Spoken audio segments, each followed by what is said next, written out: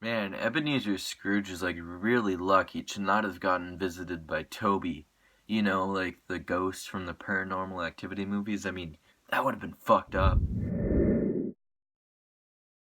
A Christmas Carol is the second animated Robert Zemeckis Christmas film and is the latest rendition of A Christmas Carol to hit theaters, I believe.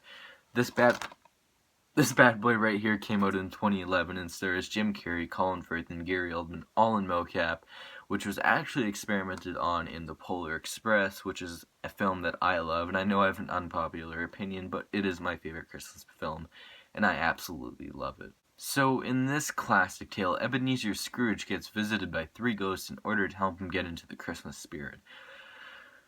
Now, this Charlie Dickens story has been retold countless of times in film. I couldn't tell you how many times that it's been like redone. And just like A Christmas Story, I do not remember a time that I was not aware of this story. And I think the way that most kids find out about A Christmas Carol is through their just regular kid shows where it's told like in a less darker way and the way a kid would interpret it more, I guess. Like the way I found out was like through Mickey Mouse version or the Muppets version of it, and I think that even now kids find out about A Christmas Carol through those movies slash TV episodes. And I have not seen the 30s, 40s, no, not 30s, 50s, 70s, and 80s version of A Christmas Carol. It is something that I really want to sit down to and watch and compare to this one right here as well as the other ones that I watched when I was a kid. So I can't tell you how the other renditions of A Christmas Carol contrast to this one. However, this movie does pose a question for me, and that is, why did it have to be animated? Yes, it is a technological feat, and it is still beautiful to look at. However, all this could have been done in a live action way, and that same goes for The Polar Express, which is a movie that I was saying before that I love. That whole film could have been done live action with practical effects and probably would have been on par, if not better, than the animated version. And that speaks volume for me. But that also poses even more questions for me. And that is, who is this movie really intended for? Parents, like older people? Well, their they probably have their favorite version of A Christmas Carol that they find superior over this 2011 one.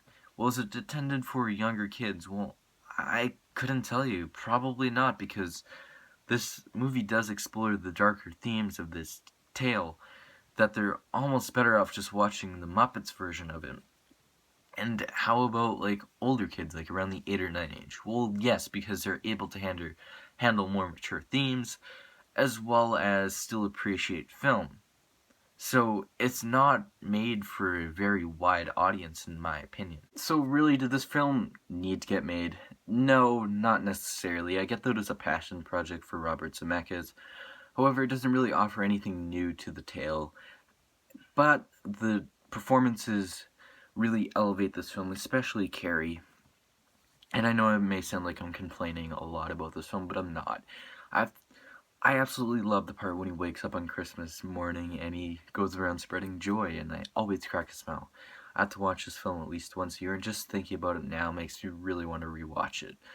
So, apart from everything, I like this film a lot, and A Christmas Carol gets an 8 out of 10.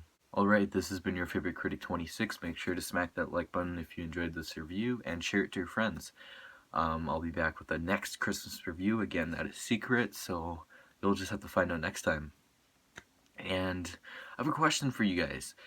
Who do you think is the scariest ghost of them all? I'm talking about in this movie. Is it the ghost of Christmas past? The reason. Sorry, I'm gonna restate that question. Who do you think is the scariest ghost of all in the Christmas Carol? For me, I'm undecided. The ghost of Christmas past, well, he's kind of creepy and he comes off like a pedo when he talks. Ghost of Christmas Present, well, he's just way too jolly for me. And the Ghost of Christmas Yet to Come is just the Ghost of Christmas Yet to Come. I mean, just look at him. He looks like a Dementor. I mean, that's scary. Anyways, guys, I'll see you next time. Bye.